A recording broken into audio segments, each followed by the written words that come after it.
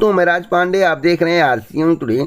आइए जान लेते हैं अभी की लेटेस्ट अपडेट के बारे में। अभी की बड़ी खबर, ब्रेकिंग न्यूज़ के बारे में बात करेंगे। आपको मालूम होगा कि इस चैनल के माध्यम से जो भी जानकारी आपको दी जाती है पूर्णतः सही और सटीक होती है। उसी क्रम में आज की 9 बड़ी खबरों के बारे में आपको जानकारी दूंगा। एक एक्स्ट्रा खबर दूंगा जो मैं खुद कलेक्ट किया हूँ।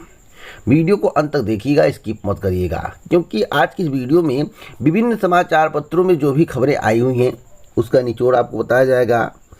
कुछ जानकारी मेरे द्वारा कलेक्ट की गई है उसके बारे में आपको बताया जाएगा। जो भी जानकारी सही और सटीक है वही आप तक पहुंचाया जाएगा। तो वीडियो को अंत तक देखने के पहले वीडियो को लाइक शेयर जरूर करें। इसी प्रकार की ऑथेंटिक जानकारी के लिए चैनल को सब्सक्राइब करें, बेल आइकन दबाएं, ऑल पर सेलेक्ट करें। सबसे पहले मैं बात करूंगा रीट परीक्षा को लेकर। राजस्थान की सबसे अहम परीक्षा है, सबसे महत्वपूर्ण परीक्षा है और इसके इंतज़ार में अभ्यर्थी वेट करते रहते हैं। मैं आपको बताना चाहता हूँ, रीट परीक्षा में आवेदन से वंचित अभ्यर्थियों को बड़ी राहत दी गई है। राजस्थान हाईकोर्ट ने रीट परीक्षा 2022 में आवेदन पत्र भरने से वंचित रहे अभ्यर्थियों को राहत देते हुए उनके आवेदन स्वीकार करने को कहा है। इसके साथ ही अदालत ने शिक्षा सचिव और प्रारंभिक शिक्षा निदेशक सहित रीट समन्वयक से जवाब मांगा है। जस्टिस इंद्रजीत सिंह ने यह आदेश भगवती शर्मा व अन्य की याचिका पर दिए हैं। आपको बताना चाहता हूं, याचिका में अधिवक्ता राम प्रताप सैनी ने अदालत को बताया कि गत 12 अप्रैल को रीट का विज्ञापन निकाला गया था, जिसमें चालान जनरेट करने की अंतिम तिथि 19 मई और आवेदन पत्र भरने की अंतिम तिथि 23 मई रखी गई थी। तो आवेदन स्वीकार करने के निर्देश दिए गए हैं। इससे अच्छी खबर कुछ नहीं हो सकती है। तो आप लोग बल्ले बल्ले करिए और तैयारी करिए। अगली खबर यूपी के बजट को लेकर है। यूपी के बजट पर सभी की निगाहें टिकी हुई हैं। आज विधानसभा में बजट पेश किया जाएगा। सभी के जहन में एक सवाल है, किस पर ज़्यादा फोकस होगा? नौकरी पर, रोजगार पर, शिक्षा पर, स्वास्थ्य पर, किस पर फोकस होगा? तो मेरी जानकारी के अनुसार और समाचार पत्र में जो बताया गया है उसके अनुसार आज का जो बजट है वह शिक्षा और रोजगार को समर्पित होगा, यानी कि सबसे ज़्यादा फोकस शिक्षा और रोजगार पर होगा। लेकिन कितना प्रतिशत होगा, किस आधार पर होगा, कैसा होगा, इसके लिए आपको थोड़ा वेट करना है। जो भी बजट में होगा इस चैनल के माध्यम से आपको जानकारी दी जाएगी। अगली खबर की शिक्षक की नौकरी दिलाने के नाम पर लाखों की ठगी। आपको मालूम होगा, किसी भी भर्ती का विज्ञापन जारी होता है, दलाल घूमने लगते हैं। कुछ ऐसे दलाल होते हैं जो काम करा देते हैं, बाद में पकड़े भी जाते हैं। उन्हें यूनिक दलाल कहा जाता है, गुड़ दलाल कहा जाता है। उनके नज़र में जो इस तरह की वर्क करते हैं या कराते हैं, हमारे नज़र में यह एक जुर्म है और उन अभ्यर्थियों के हक का हनन है जो दिन रात तैयारी करके प्रतियोगी परीक्षाओं में प्रतिभाग करते हैं। अब इसी पर मुझे याद आ गया यूपी एसआई भर्ती। देखिए, यूपी एसआई भर्ती में जिसने आवाज़ उठाया उसके आवाज़ को दबा दिया गया। और मैं आपको बताना चाहता हूँ, यूपी एसआई भर्ती के बाद हो सकता है किसी भर्ती के लिए आंदोलन का नाम किसी भी अभ्यर्थी के द्वारा ना लिया जाए, क्योंकि आंदोलन करने से वर्तमान में आपका कुछ नहीं होने वाला है। आप पर मुकदमे ठोक दिए जाएंगे, जेल की हवा खिला दिया जाएगा आपको, आप कोर्ट में लड़ते रह जाएंगे, पैसा फूंकते रह जाएंगे और आपकी पूरे लाइफ को तहस नहस कर दिया जाएगा। इस तरह की स्थिति वर्तमान में देखने को मिल रही है। मतलब कि आप अपने हक के लिए नहीं लड़ सकते हो, पारदर्शी भर्ती प्रक्रिया की मांग नहीं कर सकते हो, किसी भर्ती में धांधली हुई तो आवाज़ नहीं उठा सकते हो। विवेक के साथ क्या हुआ है, एग्जामपुर के विवेक के साथ क्या हुआ, वही हुआ है जो मैं आपको बता रहा हूँ। कई ऐसे अभ्यर्थी हैं जिन्होंने आवाज़ उठाया। 69,000 शिक्षक भर्ती में आवाज़ उठाया गया, क्या हुआ? 68,500 शिक्षक भर्ती में आवाज़ उठाएगा, क्या हुआ? जूनियर शिक्षक भर्ती में आवाज़ उठाया गया, क्या हुआ? यूपीएसआई भर्ती में आवाज़ उठाया गया, क्या हुआ? बताइए, कुछ हुआ? उसी प्रकार से कई भर्तियां हैं। अरे जांच तो करानी चाहिए, अभ्यर्थियों की दर्द से रूबरू तो होना चाहिए, पूछना चाहिए क्या स्थिति है, क्यों ऐसा आप कर रहे हो। सरकार कहती पकड़ो, जेल में डालो, मुकदमा ठोको।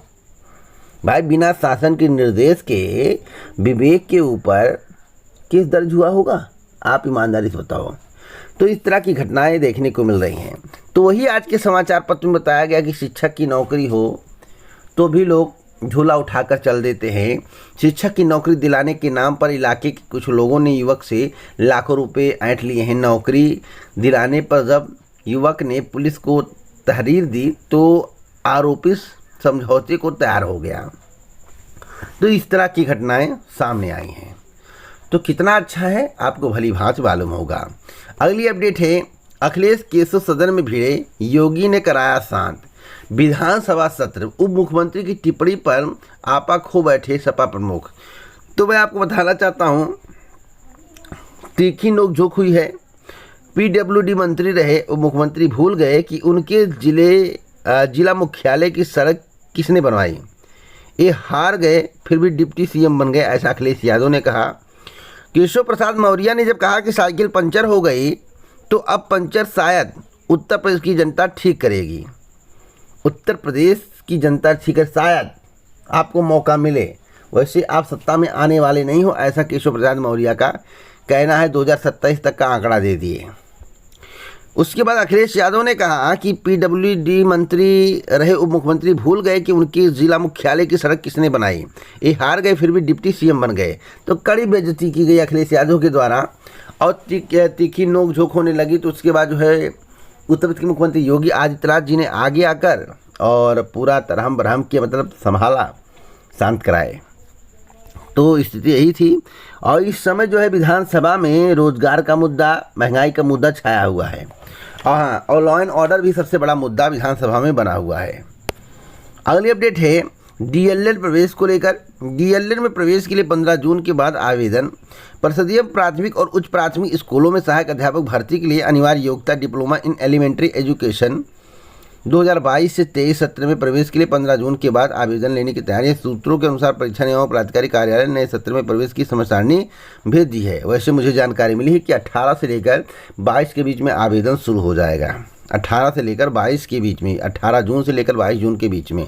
तो आप लोगों के लिए गुड न्यूज़ है। बम्पर सीटें हैं, लगभग 2,18,300 सीटें हैं।